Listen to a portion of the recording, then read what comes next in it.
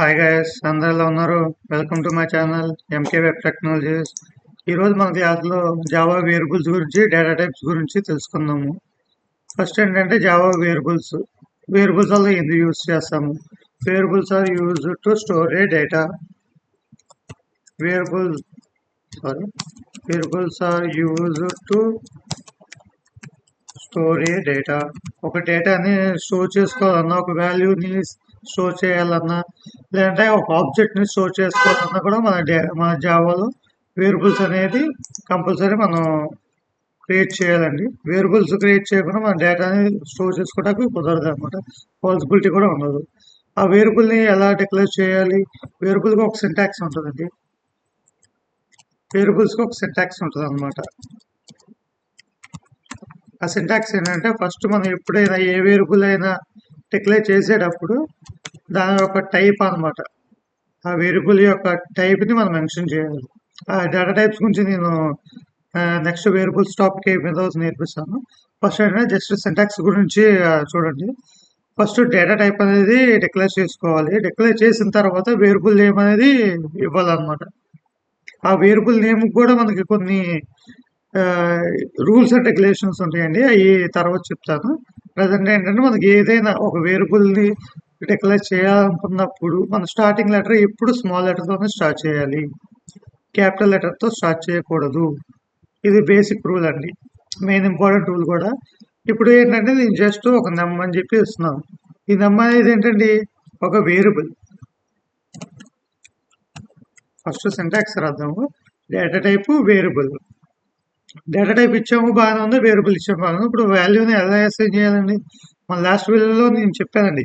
వాల్యూని ఒక డేటా టైప్కి కానీ ఒక వేరియబుల్కి ఒక వాల్యూని అసైన్ చేయాలంటే మనకు ఒక ఆపరేటర్ అనేది యూజ్ అవుతుంది. అదే మనకి equal to operator. Equal to operator అనేది ఒక అసైన్మెంట్ ఆపరేటర్ అనమాట. అంటే వేరియబుల్కి ఒక వాల్యూ అనేది అసైన్ చేస్తుంది. ఫర్ ఎగ్జాంపుల్ 10 అని ఇచ్చారు. ఇప్పుడు 10 అనేది ఒక వేరియబుల్లో స్టోర్ అయి ఉంటుందండి. అదవుతుందా? ఒక వేరియబుల్లో స్టోర్ అయి ఉంటుంది. ఆ వేరియబుల్ని మనం యూజ్ చేసుకుని దాని మీద ఆపరేషన్స్ చేస్తాం అనమాట. లైక్ అర్థమెటిక్ ఆపరేషన్స్ కానీ, లేదంటే కనుక మాడ్యులో ఆపరేషన్స్, అట్లా ఏదైనా మీకు నచ్చిన ఇంక్రిమెంట్ ఆపరేషన్స్, ఎట్లాంటి ఆపరేషన్స్ అయినా మనం వేరియబుల్ యూజ్ చేసుకుని చేసుకోవచ్చు. అర్థమైందండి? ఎప్పుడైతే మన వేరియబుల్ డెకరేషన్ అయిపోయిందో లాస్ట్లో మనకి ఈ సెమికోలన్ అనేది కంపల్సరీ ఇవ్వాలి. ఎందుకంటే సెమికోలన్ ఇవ్వలేదు అనుకుంటే మనకి కంపైలేషన్ ఎర్రర్ వస్తుంది. ఎందుకు కంపైలేషన్ ఎర్రర్ వస్తుందంటే, మనం ఎప్పుడైతే ఒక టాపిక్ అయిపోయిందో, ఇప్పుడు ఒక సింటాక్స్ రాశాను. ఇది data type variable is equal to 10 అని చెప్పి ఇచ్చాను. ఈ సింటాక్స్ అయిపోయిన తర్వాత మనం ఎప్పుడైతే మనం సెమికోలన్ పెట్టలేదు అనుకోండి, జావా ఏమనుకుంటుంది? ఓకే, రీకంటిన్యూస్ ఏదో ఉంది అని చెప్పి అనుకుంటుంది. లేదంటే కనుక ఓకే, స్టేట్మెంట్ ఇక్కడికి అయిపోయింది, నాకు సెమికోలన్ అనేది ఇవ్వలేదు. ఇది పర్టికులర్గా మెన్షన్ చేయాలండి. ఇది మెన్షన్ చేయకపోతే మనకి కంపైలేషన్ ఎర్రర్ వస్తుంది. అర్థమైందా? ఇప్పుడు చూసాక data type first main starting data type declare చేసుకోవాలి. తర్వాత వేరియబుల్ నేమ్ అనేది ఒక డిక్లేర్ చేసుకోవాలి. దాని తర్వాత అసైన్మెంట్ ఆపరేటర్, దాని తర్వాత వాల్యూ, అట్ లాస్ట్ మనకి సెమికోలన్. ఇది కంపల్సరీ మెయిన్ ఉండాలండి. ఇప్పుడు ఎలా డిక్లేర్ చేయాలో చూద్దాం. Data type first data type ని నార్మల్గా ఇంట్ అని చెప్పి తీసుకుంటున్నా. అది ఇంట్ అంటే ఏంటి? ఇంట్ అనేది మనకు ఒక డేటా టైప్ అండి. ఇంటీజర్ వాల్యూస్ మాత్రమే అది తీసుకుంటుంది. ఇదంతా మీకు డేటా టైప్స్ నెక్స్ట్ చెప్పేటప్పుడు మీకు ఎక్స్ప్లెయిన్ చేస్తాను. ఇంట్ అనేది ఏంటి, ఇంట్ అసలు ఎలా యూజ్ అవుతుంది, దాంట్లో ఏమేమి స్టోర్ చేసుకోవచ్చు అనేది చెప్తాను. ఫస్ట్ బేసిక్ చూడండి. ఫస్ట్ డేటా టైప్ ఇంట్ అని ఇచ్చాను. దాని తర్వాత వేరియబుల్ నేమ్. వేరియబుల్ నేమ్ వచ్చేసి ఓన్లీ ఒక నెంబర్ అని చెప్పి ఇచ్చాను. నెంబర్ అంటే నెంబర్ అనమాట. మీకు ఫుల్గా రాసుకోవచ్చు, లేదంటే షార్ట్ కట్లైనా రాసుకోవచ్చు. కానీ ఏంటంటే మీరు ఏదైతే రాసుకున్నారో అది రాసింది ఏంటంటే మీకు ఇప్పుడు ఫర్ ఎగ్జాంపుల్ ఇప్పుడు మీరు ఒక ప్రాజెక్ట్లో వర్క్ చేస్తున్నారు.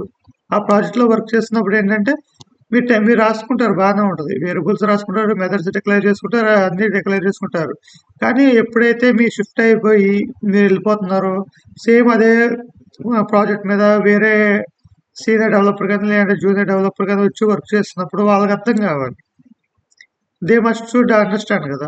మీరు ఏదైతే రాశారో దాన్ని కూడా అసలు వాళ్ళకి అండర్స్టాండ్ అవ్వాలంటే కనుక మీరేం చేయాలండి? ఫుల్ క్లారిటీగా మనం మెయింటైన్ చేసుకోవాలన్నమాట. వేరియబుల్ నేమ్స్ అనేది మనం నీట్‌గా రాసుకోవాలి. వేరియబుల్ నేమ్స్ అనే కాదు. క్లాస్ నేమ్స్ గాని, లేదంటే గనక మెథడ్ నేమ్స్ గాని, కన్‌స్ట్రక్టర్ నేమ్ గాని ఏదైనా ఏదైతే మనం డిక్లేర్ చేస్తామో అది కంపల్సరీ మనకి అర్థమయ్యే విధంగా, లేదంటే గనక మన ఎదుటి వ్యక్తికి అర్థమయ్యే విధంగా మనం డిక్లేర్ చేసుకోవాలి. నేను ప్రస్తుతానికి ఇది ఎగ్జాంపుల్ కాబట్టి నేను జస్ట్ నమ్ అని చెప్పేస్తున్నాను అనమాట. ఇంట్ నమ్ ఈజ్ ఈక్వల్ టు 10 సెమికోలన్. ఇదండి ఇంతే. జస్ట్ మన వేరియబుల్ డిక్లరేషన్ ఇంతే. అర్థమైందా? మన వేరియబుల్ అనేది 3 స్టెప్స్‌లో డిక్లేర్ చేసుకోవచ్చు అనమాట. ఫస్ట్ డేటా టైపు, దాని తర్వాత వేరియబుల్ నేము, వాల్యూ. అంతే. ఇదండి వేరియబుల్ డిక్లరేషన్. అర్థమైందా? ఇప్పుడు అసలు వేరియబుల్ అంటే ఏంటి? వేరియబుల్ ఎలా డిక్లేర్ చేసుకుంటాం? వేరియబుల్ యొక్క సింటాక్స్ ఏంటి? వేరియబుల్ అనేది ఏంటంటే variables are use to store a data. ఒక డేటాని స్టోర్ చేసుకోవడానికి మనకు వేరియబుల్స్ అనేది యూజ్ అవుతుంది. ఇంకోటి దాని యొక్క syntax. Data type, variable, assignment operator 10. 10 means value. Okay. ఇది చూడండి, ఇంట్ నెంబర్ ఈజ్ ఈక్వల్ టు 10. ఇది డిక్లరేషన్ అనమాట. Data type declaration, variable declaration. Second ఏంటంటే వేరియబుల్ టైప్స్ చూద్దాం. Types of variables. అది వేరియబుల్స్ అందరు బాగానే ఉంది. ఒక వేరియబుల్ డిక్లేర్ చేసాం, మళ్ళీ వేరియబుల్తో టైప్స్ ఏంటి అని చెప్పి అనుకుంటారా? వేరియబుల్లో కూడా టైప్స్ ఉంటాయండి. వేరియబుల్లో కూడా ఒక 3 టైప్స్ ఆఫ్ వేరియబుల్స్ ఉన్నాయి. 3 టైప్స్ ఆఫ్ వేరియబుల్స్ ఉన్నాయి. అవి ఏంటంటే ఫస్ట్ వేరియబుల్ వచ్చేసి లోకల్ వేరియబుల్ అండి. ఫస్ట్ వేరియబుల్ వచ్చి లోకల్ వేరియబుల్. సెకండ్ వేరియబుల్ వచ్చేసేపాటికి ఇన్స్టాన్స్ వేరియబుల్.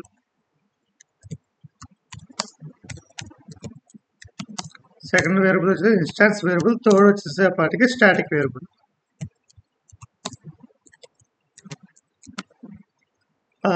ఓకేనా? మనం ఇప్పుడు దాకా ప్రజెంట్ మనం చూసింది ఏంటంటే లోకల్ వేరియబుల్ అండి. మీకు లోకల్ వేరియబుల్ అయినా, ఇన్స్టాన్స్ వేరియబుల్ అయినా, స్టాటిక్ వేరియబుల్ అయినా ఏదైనా మీకు ఇదే సింటాక్స్, సేమ్ సింటాక్స్ డిక్లేర్ చేసుకోవటం. అర్థమవుతుందా?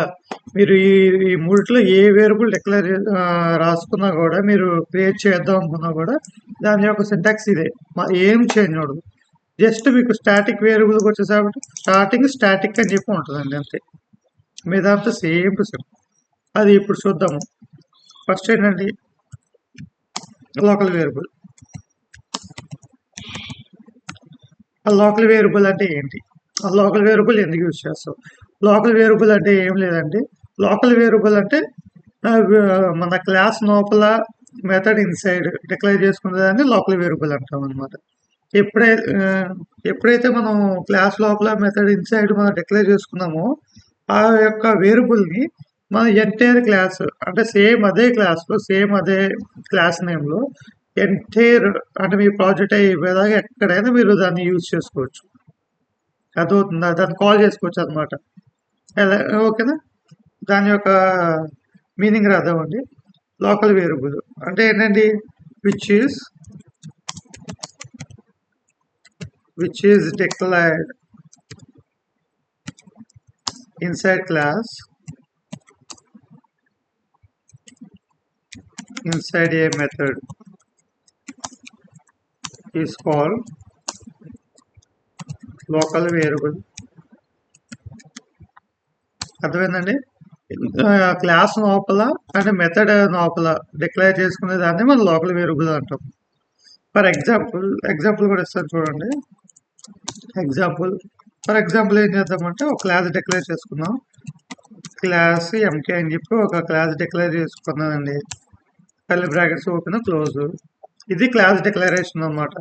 క్లాస్ యొక్క సింటాక్స్. ఫస్ట్ ఏంటంటే క్లాస్ ఉండాలి. దాని తర్వాత క్లాస్ యొక్క నేమ్, ఏ నేమ్తో మనం ఇస్తున్నాము. ఫర్ ఎగ్జాంపుల్ నేను ఎంకే అని పెట్టుకున్నాను. లేదంటే కనుక మీరు ఒక వెబ్సైట్ అనేది క్రియేట్ చేద్దాం అనుకుంటున్నారు. ఆ వెబ్సైట్ నేమ్ వచ్చేసప్పటికి మీ పేరు కానీ, లేదంటే కనుక అది ఏమనుకున్నారో దాని పేరు కానీ. ఇప్పుడు ఒక మెడికల్ షాప్ ఉంది, మెడికల్ అని చెప్పి క్లాస్ నేమ్ ఇస్తా. సో చూడండి, మెడికల్. ఓకేనండి? మెడికల్ అని చెప్పి క్లాస్ నేమ్ ఇచ్చా. ఇది క్లాస్ డిక్లరేషన్ అనమాట. మళ్ళీ మీరు కన్‌ఫ్యూజ్ అవుద్దండి. లోకల్ వేరియబుల్స్‌లో మనకు స్టార్టింగ్ ఎప్పుడు మనం స్మాల్ వాల్యూతో స్మాల్ లెటర్‌తోనే స్టార్ట్ చేయాలి. కానీ మీరేంటి క్లాస్ ఏంటిది మీరు క్యాపిటల్ లెటర్‌తో స్టార్ట్ చేశారనుకోండి. మనకి ఎప్పుడైనా సరే ఒకటి గుర్తుపెట్టుకోండి. మన క్లాస్ డిక్లరేషన్ అయినా, మెథడ్ డిక్లరేషన్ అయినా, ఏదైనా స్టార్టింగ్ మనం ఎప్పుడు క్యాపిటల్ లెటర్‌తోనే యూజ్ చేయాలి. ఎప్పుడు వేరియబుల్స్‌ని డిక్లేర్ చేసేప్పుడు మాత్రం స్మాల్ లెటర్స్‌తో డిక్లేర్ చేసుకోవాలి. అర్థమైందండి? క్లాస్ డిక్లేర్ చేసేటప్పుడు మెయిన్ గుర్తుపెట్టుకోవాల్సింది ఏంటంటే క్యాపిటల్ లెటర్‌తో డిక్లేర్ చేసుకోవడం అనమాట. ఇంకోటి క్లాస్ డిక్లరేషన్ అయిపోయింది. ఇప్పుడు మనకేంటంటే మెయిన్ మెథడ్ కూడా రాసుకోవాలన్నమాట. Public static void main string args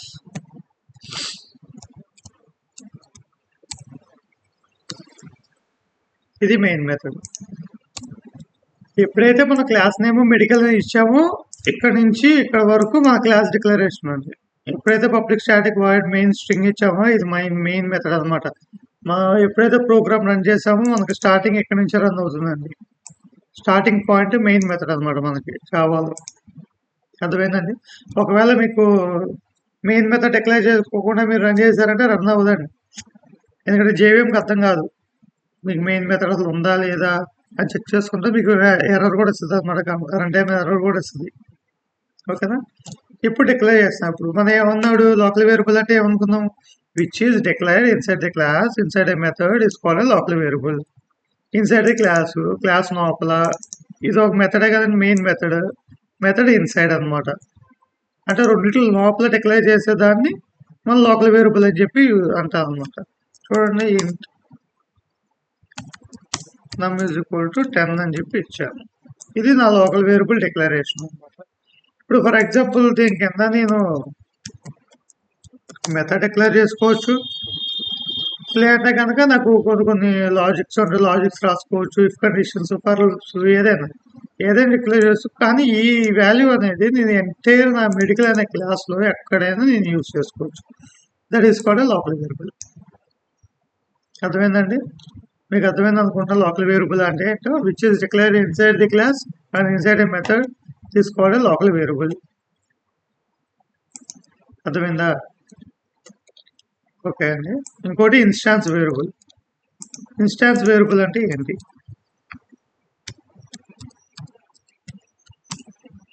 sorry,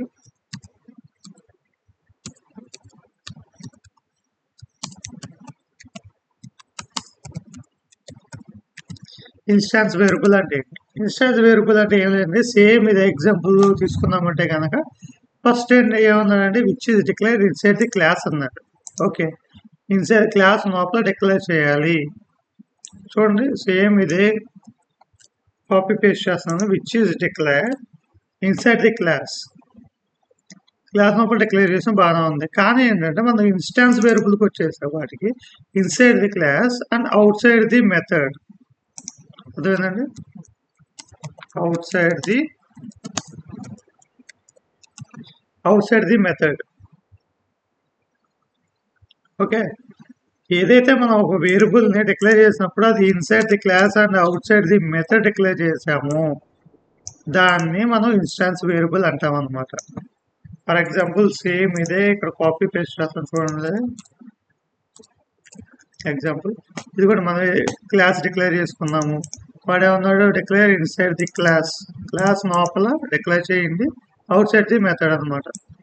మనకి మెథడ్ అవుట్ సైడ్ని డిక్లేర్ చేయమంటున్నాడు. దాని అలా సేమ్ ఏం లేదని జస్ట్ తీసుకొచ్చి ఇక్కడ పెట్టేసేయండి, అంత అయిపోయింది. అర్థమైందా? డిక్లేర్ చేసాము, మరి దాన్ని ఎలా కాల్ చేసుకుంటాము అని చెప్పి మీకు డౌట్ రావచ్చు. మీకు ఎగ్జాంపుల్స్ డైరెక్ట్గా మీకు తర్వాత అప్కమింగ్ సెక్షన్లో మీకు అన్నీ ఎక్స్ప్లెయిన్ చేస్తాను, మీరు వరీ ఏమవద్దు. ఓకేనండి? లేదు మనకి ఇప్పుడే కావాలంటారా, చూడండి ఒకసారి. ఇప్పుడు ఇది అనేది డిక్లేర్ చేసుకోవాలి, దీన్ని ఎలా కాల్ చేసుకుంటాను మెయిన్ మెథడ్. ఎప్పుడైతే మన క్లాస్ లోపల మనం ఇన్స్టాన్స్ వేరియబుల్ అనేది డిక్లేర్ చేసుకున్నప్పుడు దాన్ని మనం ఎలా కాల్ చేసుకోవాలంటే కనుక, కాల్ చేసుకోవాలన్నా లేదంటే కనుక ఒకవేళ దానికి వాల్యూ అనేది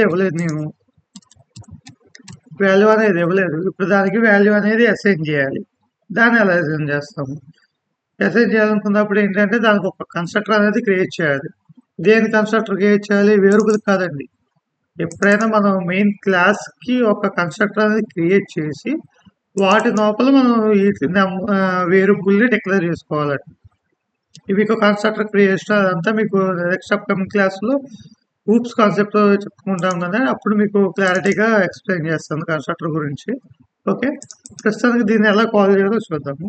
ఏం లేదండి, జస్ట్ డైరెక్ట్‌గా మన క్లాస్ అనేది కాపీ చేసుకోండి. మెయిన్ మెథడ్‌లోకి వచ్చేసి పేస్ట్ చేయండి. దీనికి ఒక ఆబ్జెక్ట్ అనేది క్రియేట్ చేయండి. ఎండి ఈజ్ ఎన్ ఆబ్జెక్ట్. అదే రిఫరెన్స్ వేరియబుల్ అని కూడా అంటాం అనమాట. ఓకేనా? రిఫరెన్స్ వేరియబుల్ని క్రియేట్ చేసుకుందాం. ఏం యూజ్ చేసి న్యూ అని కీవర్డ్ యూజ్ చేసి రిఫరెన్స్ ఆబ్జెక్ట్ని క్రియేట్ చేసామన్నమాట. ఓకే. ఇది క్రియేషన్ అండి, ఆబ్జెక్ట్ క్రియేషన్. మన క్లాస్కి ఒక ఆబ్జెక్ట్ అనేది క్రియేట్ అయ్యింది. ఇప్పుడు దీన్ని యూజ్ చేసి మన నెంబర్ అనే దాన్ని మనం డిక్లేర్ చేసుకోవచ్చు, కాల్ చేసుకోవచ్చు. ఇప్పుడు దీనికి వాల్యూ అనేది లేదు కాబట్టి నేను దాన్ని డిక్లేర్ చేయాలి. డిక్లేర్ చేయాలని మనం ఏం చేస్తామండి? కంట్రోల్-C, కంట్రోల్-V పేస్ట్ చేసి డాట్ నమ్ ఇచ్చి బ్రాకెట్స్ ఓపెన్ చేసి సెమికోలన్ లోపల మనం వాల్యూ అనేది డిక్లేర్ చేయాలి. ఇది డిక్లరేషన్ వాల్యూ అనమాట.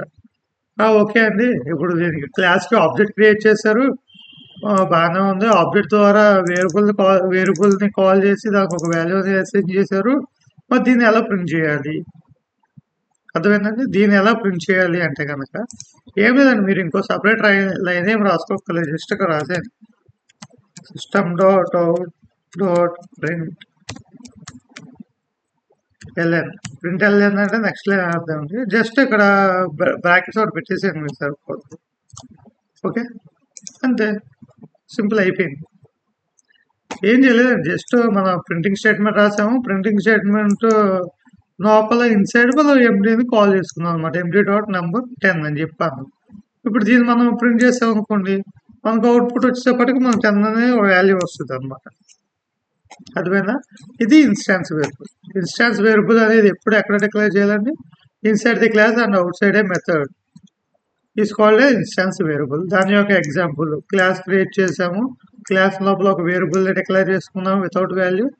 దాని తర్వాత పబ్లిక్ స్టాటిక్ అనేది మెయిన్ మెథడ్ ఒకటి తీసుకుందాం. మెయిన్ మెథడ్ లోపల క్లాస్కి ఒక రెఫరెన్స్ వేరియబుల్ అనేది క్రియేట్ చేసుకున్నాము. దాని ద్వారా మనం వేరియబుల్ కాల్ చేసుకుని ఒక వాల్యూ అనేది అసైన్ చేసి దాన్ని ప్రింట్అవుట్ చేసాం. అదేంటండి, చాలా ఈజీ అండి. మీకు జావా అనేది మీరు సింటాక్స్ ఓరియంటెడ్ మీరు టాపిక్స్ నేర్చుకున్నారంటే చాలా ఈజీగా మీకు అర్థమవుతుంది అనమాట. అర్థమైందా? ఇంకా నెక్స్ట్ మూడోది వచ్చేసేపటికి ఏంటండి, స్టాటిక్ వేరియబుల్.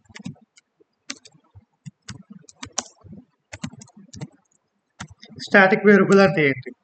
స్టాటిక్ వేరియబుల్ కూడా సేమ్ ఇంచుమించు మీకు ఇలాగే ఉంటుంది అన్నమాట. ఇన్స్టాన్స్ వేరియబుల్ ఎలా ఉందో సేమ్ ఇంచుమించు మీకు ఇలాగే ఉంటుంది, inside the class and outside the method. కానీ ఏంటంటే మనం స్టాటిక్ వేరియబుల్ డిక్లేర్ చేసేటప్పుడు మనం స్టార్టింగ్ ఎప్పుడు స్టాటిక్ అనే కీవర్డ్ యూజ్ చేయాలండి. అర్థమవుతుందా? Inside the method by using static keyword. Static keyword అనేది దాన్ని యూజ్ చేసి మనం ఎప్పుడు స్టాటిక్ వేరియబుల్ అనేది డిక్లేర్ చేస్తాం. ఎలా డిక్లేర్ చేయాలండి? ఏదో జస్ట్ ఈ వేరియబుల్ మనం డిక్లేర్ చేసుకున్నాం కదా, సేమ్ అలాగే. ఇప్పుడు ఇంటూ నమ్ ఈజ్ ఈక్వల్ టు 10 అన్నాము, ఈజ్ ఈక్వల్ టు 10 డైరెక్ట్గా ఇక్కడ పెట్టేదండి స్టాటిక్. లేకపోతే కనుక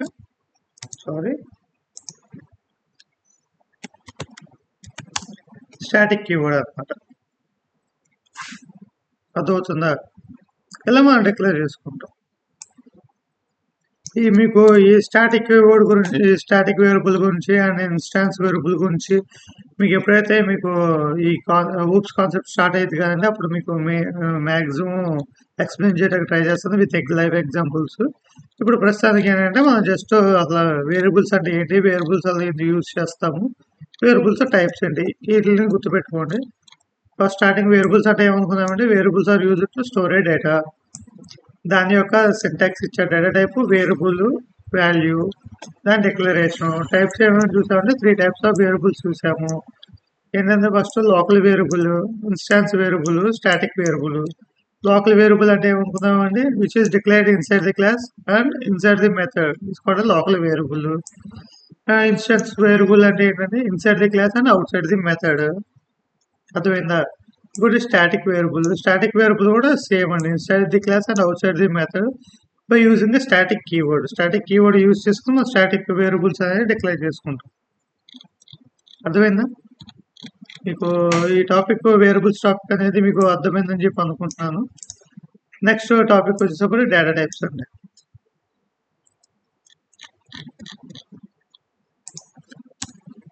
డేటా టైప్స్ అనేది మనం ఎందుకు యూజ్ చేస్తాం? డేటా టైప్స్ అనేది కంపల్సరీ యూజ్ చేయాలా అంటే కనుక అవునండి, డేటా టైప్స్ అనేది కంపల్సరీ యూజ్ చేయాలి. ఎందుకంటే మనకి ఇప్పుడు ఫర్ ఎగ్జాంపుల్ నేను తెలుగులో చెప్తున్నాను. ఇప్పుడు మీకు తెలుగు రాదు, ఇంగ్లీషే వస్తుంది. మీరు తెలుగులో అర్థం చేసుకుంటారండి, ఇంగ్లీష్ కోసం చూసుకుంటారా? యూట్యూబ్ ఛానల్, వేరే ఛానల్. ఇప్పుడు ఎవరి లాంగ్వేజ్ వాళ్ళకి ప్రిఫరెన్స్ ఎక్కువ వస్తారు కదా. ఇప్పుడు నాకు తెలుగు వచ్చు కాబట్టి నేను తెలుగులోనే ఎక్స్ప్లెయిన్ చేస్తున్నాను. ఫర్ ఎగ్జాంపుల్ మీకు ఇంగ్లీషే వచ్చు, తెలుగుని కన్సిడర్ చేస్తారా? ఈ వీడియోని, క్లాస్ని కన్సిడర్ చేస్తారా? చేయరు. ఎందుకు చేయరు? మీకు తెలుగు అర్థం కాదు కాబట్టి. మీరేం చేస్తారు? నాకు ఇంగ్లీష్ లాంగ్వేజ్ కాదని చెప్పి ఇంగ్లీష్ లాంగ్వేజ్లో చూస్ చేసుకుంటారు అనమాట. సేమ్ అలాగే మనకు ఒక ప్రోగ్రామింగ్ లాంగ్వేజ్ నేర్చుకున్నప్పుడు దాంట్లో ఒక డేటా టైప్స్ అనేది ప్రిఫర్ చేస్తామండి.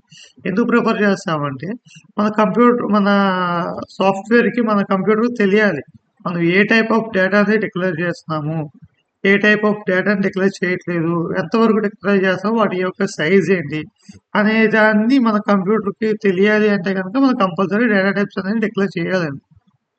అర్థమవుతుందా? ఇప్పుడు ఈ డేటా టైప్స్ మనం ఏం నేర్చుకుంటాము, అసలు డేటా టైప్స్ అంటే ఎందుకు అని చెప్పి తెలుసుకోవాలంటే కనుక data types are use to say what type of data. అర్థమైందా?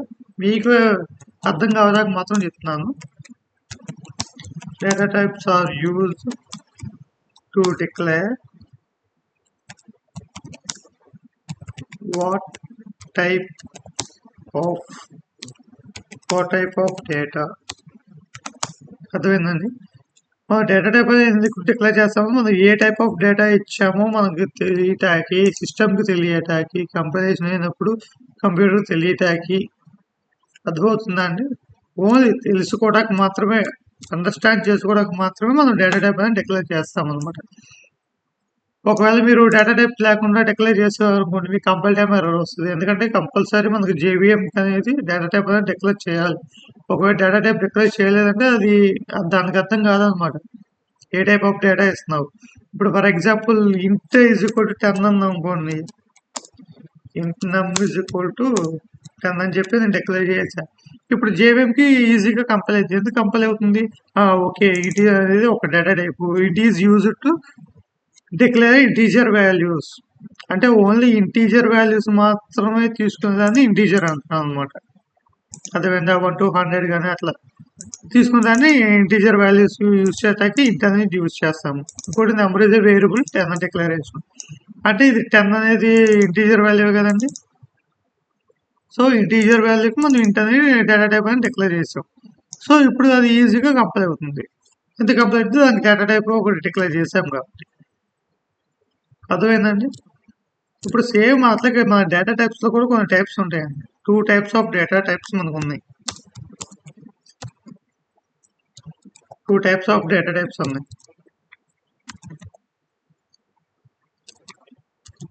ఏంటి? ఫస్ట్ వచ్చేసేవాడికి ప్రిమిటివ్ అండి.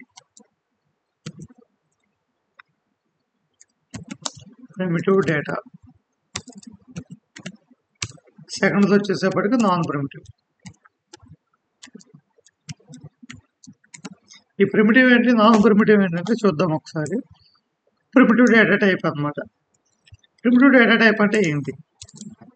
ప్రిమిటివ్ డేటా టైప్ అంటే ఏం లేదంటే మనం ఏదైతే డేటాను మనం డిక్లేర్ చేస్తామో వాటి యొక్క డేటా టైప్స్ని డిక్లేర్ చేస్తామండి. చూస్తుందా? మీకు అర్థం కాకపోయి ఉండొచ్చు. ఇప్పుడు ఇందాక మాట్లాడుకున్నాం కదా, ఒక వాల్యూని కానీ మనం స్టోర్ చేసుకోవాలంటే మనకు వేరియబుల్ కావాలి. ఆ వేరియబుల్కి ఒక డేటా టైప్ అనేది డిక్లేర్ చేసుకుంటుంది. ఎందుకంటే ఈ ఫలానా ఒక వేరియబుల్లో, ఇదిగోండి ఎగ్జాంపుల్ ఎక్కడ ఉంది మనకి, ఇంటి నెంబర్ ఈజ్ ఈక్వల్ టు 10 అన్నాం కదా ఇందాక. ఇదండి ఇది ఇదిగోండి into number is equal to 10. 10 అంటే మనం ఒక వేరియబుల్లో 10 అనే దాన్ని డిక్లేర్ చేసుకొని 10 is a numeric value, sorry integer value అని డిక్లేర్ చేసుకోవడానికి మనం ఒక డేటా టైప్ అనేది కంపల్సరీ డిక్లేర్ చేయాలి. ఒకవేళ డేటా టైప్ డిక్లేర్ చేసుకోకుండా నంబర్ ఇజ్ ఈక్వల్ టు 10 అని చెప్పి ఇచ్చాం అనుకోండి, మనకి జేవీఎంకి అర్థం కాదనమాట. ఈ 10 ఏంటి, నెంబర్ ఏంటి, నెంబర్ అసలు వేరియబులా, ఇంటీజరా, లేదంటే కనుక డేటా టైపా, లేదంటే కీవర్డా, అది దానికి అర్థం కాదండి. దానికి అర్థం కావాలంటే కంపల్సరీ మనం డేటా టైప్ అనేది డిక్లేర్ చేయాలి. అర్థమైందా? మనకి టోటల్గా మనకు ప్రిమిటివ్ డేటా టైప్స్ అంటే టోటల్గా మనకు 8 ఉంటాయండి. 8, 9 ఉంటాయి. ఫస్ట్ డేటా టైప్స్ చూద్దామండి. ఫస్ట్ మనకు వచ్చేసేపటికి బైట్ అనమాట. మీరు ఆల్రెడీ వినే ఉంటారు, చిన్నప్పుడు మనం మెమరీ కార్డ్స్ కొనుక్కునే వాళ్ళం అనమాట. ఆ మెమరీ కార్డ్స్తో మనకు ఉంటుంది కదా బైట్, జీబీ, ఎంబీ, అలా. ఏంటంటే మనకు ఫస్ట్ బైట్ ఉందన్నమాట. సెకండ్ డేటా టైప్ వచ్చేసేపటికి షార్ట్. మనకు షార్ట్ డేటా టైప్. ఇంకోటి వచ్చేసేపటికి ఇంటెంట్, మనం మాట్లాడుకున్నాము ఇంటీజర్. ఫోర్త్ వచ్చేసేపటికి లాంగ్. ఫిఫ్త్ వచ్చేసేపటికి ఫ్లోట్. సారీ, సిక్స్త్ వచ్చేసేపటికి డబుల్. సెవెంత్ వచ్చేసేపటికి క్యారెక్టర్నే మనం షార్ట్ కట్లో క్యార్ అని చెప్పి రాస్తాము. ఎయిత్ వచ్చేసేపటికి బూలియన్. ఓకేనండి. ఇంకో డేటా టైప్ కూడా ఉంటుంది, నైన్త్ది. అదేంటంటే స్ట్రింగ్.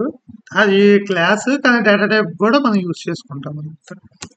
ఏంటిదంటే అది నైన్త్ది స్ట్రింగ్ అనమాట. గమనించండి, మీరు ఈ 8 ప్రిమిటివ్ డేటా టైప్స్ డిక్లేర్ చేసినప్పుడు స్టార్టింగ్ లెటర్ ఎప్పుడు మనకు స్మాల్ వచ్చిందండి. అర్థమవుతుందా?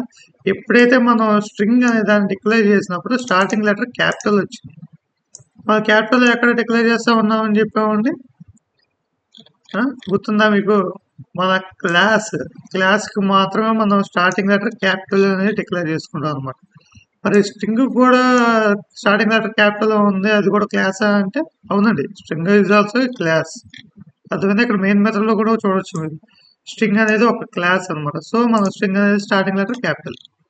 ఇది ఫర్దర్ అప్కమింగ్ వీక్స్ లో మనం ఫుల్ గా నేర్చుకున్న స్ట్రింగ్స్ కాన్సెప్ట్ వచ్చినప్పుడు. ఓకేనా? ప్రస్తుతానికి ఇది ఒక డేటా టైప్ తీసేస్తే మీకు మళ్ళీ కన్ఫ్యూజన్ అయిపోద్ది. ఓకేనా? స్ట్రింగ్ కాన్సెప్ట్ వచ్చినప్పుడు మనం ఎక్స్ప్లెయిన్ చేసుకుందాము. First byte. అసలు బైట్ అంటే ఏంటి? బైట్ అసలు మనం ఎందుకు యూజ్ చేస్తాము?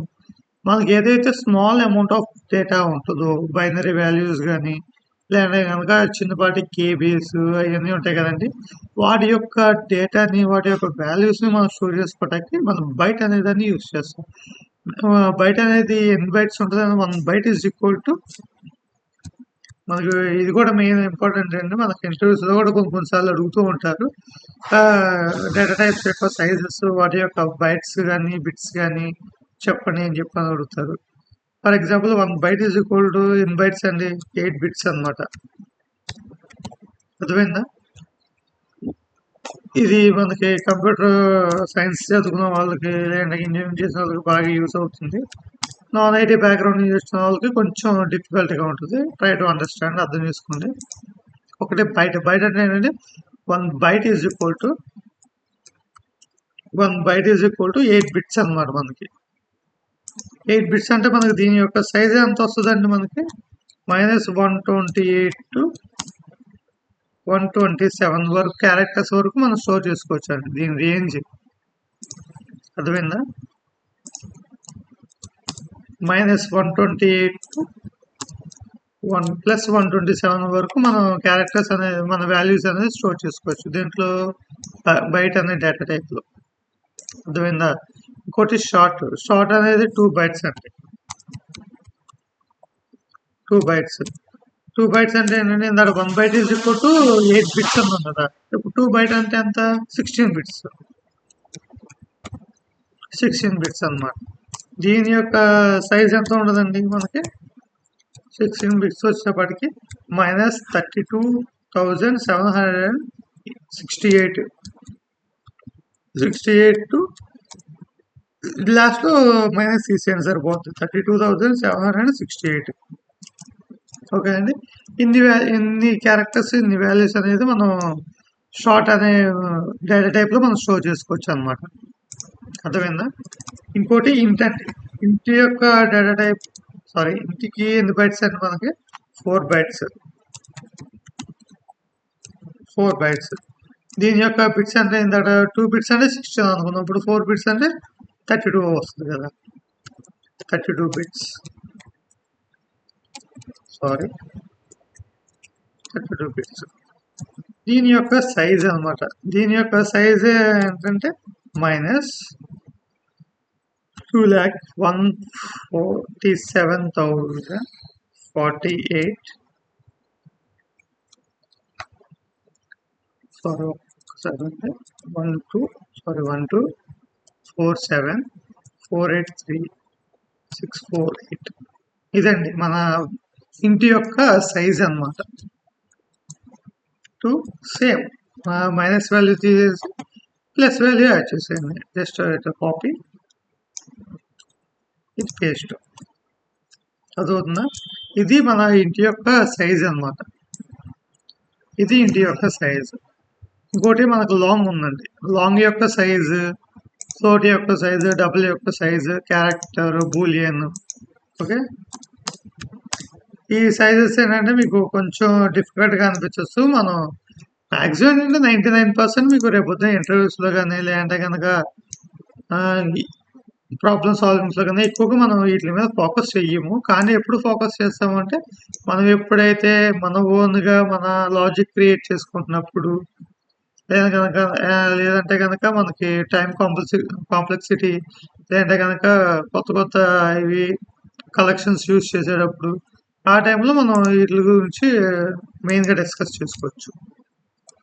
అర్థమైందండి? ఇంకోటి లాంగ్ ఎన్ని బైట్స్ అంటే 8 బైట్స్. అండ్ దీని బిట్స్ వచ్చేటప్పటికి 64 బిట్ అనమాట. 64 బిట్. దీని యొక్క సైజ్ వచ్చేటప్పటికి -922372036. అర్థమైందండి? 854. ఇన్ని బైట్స్ అనమాట. ఇంత వాల్యూ మనం 9 అనే క్యారెక్టర్ నుంచి ఇన్ని వాల్యూస్ మనం స్టోర్ చేసుకోవచ్చు అనమాట. అర్థమైందా? ఉంది కదా, మర్చిపోయా. 775808. ఓకేనండి. ఇది మన లాంగ్ యొక్క వాల్యూ. ఇంతవరకు మనం స్టోర్ చేసుకోవచ్చు.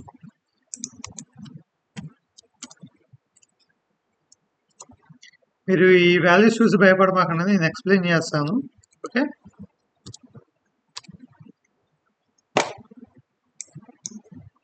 ఇంకోటి ఫ్లోట్ అనమాట. జస్ట్ మీరు ఈ బైట్స్ వాల్యూస్ మాత్రమే చూడండి. మీరు దాని ఏంది వాల్యూస్ గుర్తుపెట్టుకోవాలా అవన్నీ మీకు భయపడమాకండి, నేను ఎక్స్ప్లెయిన్ చేస్తాను. Okay, 1000 float 32 bit. దీని యొక్క సైజు ప్లస్ మైనస్ ఉంటుందండి. ఇదర్ మీకు మ్యాక్సిమం డెసిమల్ వాల్యూస్లో ఇవన్నీ ఉంటాయి, మీకు క్యాలిక్యులేట్ చేసుకోవచ్చు. తర్వాత మీకు ఇస్తాను. ఫస్ట్ ఏంటంటే మీకు దీని గురించి అండర్స్టాండింగ్ చెప్తాను అనమాట. బయట ఎప్పుడు వాడాలి, షార్ట్ ఎప్పుడు వాడాలి, ఇంకెప్పుడు వాడాలి. మ్యాక్సిమం 98% మనం ఈ రెండు యూజ్ చేయమండి. బయట షార్ట్ అనేది యూజ్ చేయము. మేబీ ఫర్దర్ రేపు ఫ్యూచర్ ఎగ్జాంపుల్స్లో మనకి బయట షార్ట్ యూజ్ చేయాలనుకుంటే కనుక ఈ రెండు డేటా టైప్స్ అనేది మనం డిక్లేర్ చేసుకోవచ్చు. మ్యాక్సిమం 100% మనం ఇంటే వాడతామండి. ఇంటీజర్ డేటా టైప్ మాత్రమే యూజ్ చేసుకుంటాం. ఓకేనండి. ఇంటర్నెట్ డేటా టైప్ అనేది యూజ్ చేస్తామంటే మనం న్యూమరిక్ వాల్యూస్ 1 to 9 వరకు, అంటే డబుల్ వాల్యూస్ వరకు మనం యూజ్ చేసుకోవచ్చు. అర్థమైందా? ఇంకోటి మనకు లాంగ్ అంటే ఎందుకు యూజ్ చేస్తామంటే లాంగ్ వచ్చేసేపటికి మన ఫోన్ నెంబర్స్ ఉంటాయి కదండి. ఫోన్ నెంబర్స్ డిక్లరేషన్, లేదంటే కనుక ఆధార్ నెంబరు, అదవుతుందా? ఆధార్ నెంబరు ఎంటర్ చేసుకోవాలన్నా, ఫోన్ నెంబర్స్ ఎంటర్ చేసుకోవాలన్నా, లాంగిట్యూడ్ లాటిట్యూడ్ నెంబర్స్ ఎంటర్ చేసుకోవాలన్నా కూడా మనం లాంగ్ అనేదాన్ని చేసుకుంటాం అనమాట, డిక్లేర్ చేసుకుంటాము. ఇంకోటి ఫ్లోట్. ఫ్లోట్ అంటే మనకు ఫ్లోటింగ్ పాయింట్ అనమాట. ఇప్పుడు ఫర్ ఎగ్జాంపుల్ 10.0, 5.0, 6.0 అట్లా ఫ్లోటింగ్ వాల్యూస్ ఉంటాయి కదండీ! ఆ ఫ్లోటింగ్ వాల్యూస్ డిక్లేర్ చేసుకోవటానికి మనం ఫ్లోట్ అనేది యూజ్ చేస్తాం. ఇంకోటి డబుల్ అసలు ఎందుకు యూజ్ చేస్తాం? డబుల్ యూజ్ చేస్తాం ఎందుకంటే మన యొక్క మనీ పర్పస్ కానీ, లేదంటే బ్యాంక్ పర్పస్ కానీ, క్యాలిక్యులేషన్ పర్పస్ కానీ, ఒక వాల్యూ పర్పస్ కానీ, శాలరీ పర్పస్ కానీ దేన్ని యూజ్ చేసుకోవాలన్నా కూడా మనం డబుల్ అనే దాన్ని యూజ్ చేస్తాం. ఇంకోటి క్యారెక్టర్ అనేది ఒక సింగిల్ క్యారెక్టర్ని డిక్లేర్ చేసుకోవడం అని కానీ, అంటే కనుక ఎంకే టెక్నాలజీస్లో ఎం అనే ఒక లెటర్ని డిక్లేర్ చేయాలనుకున్నప్పుడు క్యార్ అని యూజ్ చేస్తాము. మళ్ళీ కే అని డిక్లేర్ చేసుకున్నప్పుడు క్యారెక్టర్ అని యూజ్ చేస్తాము. అలా సింగిల్ క్యారెక్టర్ని డిక్లేర్ చేసుకోవడానికి మనం క్యార్ అనే దాన్ని డిక్లేర్ చేసుకుంటాం. ఇంకోటి బూలియన్ ఎందుకు డిక్లేర్ చేసుకుంటాం? బూలియన్ ఓన్లీ ట్రూనా ఫాల్సా అని డిక్లేర్ చెప్పడానికి మాత్రమే బూలియన్ అనే దాన్ని యూజ్ చేస్తామండి. either ట్రూ ఆర్ ఫాల్స్ ఈ రెండిట్లు మాత్రమే మనం బూలియన్ అనే దాన్ని చూస్ చేసుకుంటాం. అర్థమైందండి? ఇది ప్రిమిటివ్ డేటా టైప్ అనమాట. నెక్స్ట్ క్లాస్లో మీకు నాన్ ప్రిమిటివ్ డేటా టైప్ గురించి కూడా ఎక్స్ప్లెయిన్ చేస్తాను. ఈ వీడియో ఎంతటితో క్లోజ్ చేస్తాను, ఎందుకంటే వీడియో లాంగ్ లెంత్ ఎక్కువ అయిపోద్ది, మళ్ళీ చూస్తా కూడా మీకు అంత ఇంట్రెస్ట్ రాదనమాట. సో పార్ట్ వైజ్గా చెప్తాను. ఫస్ట్ ఈరోజు మనం ప్రిమిటివ్ డేటా టైప్స్ గురించి చూసాము. ఏది ఉన్నాయంటే మన ప్రిమిటివ్ డేటా టైప్స్ వచ్చేటప్పటికి మొత్తం 8 ఉంటాయి. బైట్, షార్ట్, ఇంట్, long, float, double, character, Boolean. ఓకేనండి? వీటి వాల్యూస్ బైట్స్ గురించి మీరు భయపడమాకండి, దాని గురించి ప్రాబ్లం ఏం లేదు, మీకు జస్ట్ ఇదే. అర్థమైందండి? Okay, thank you.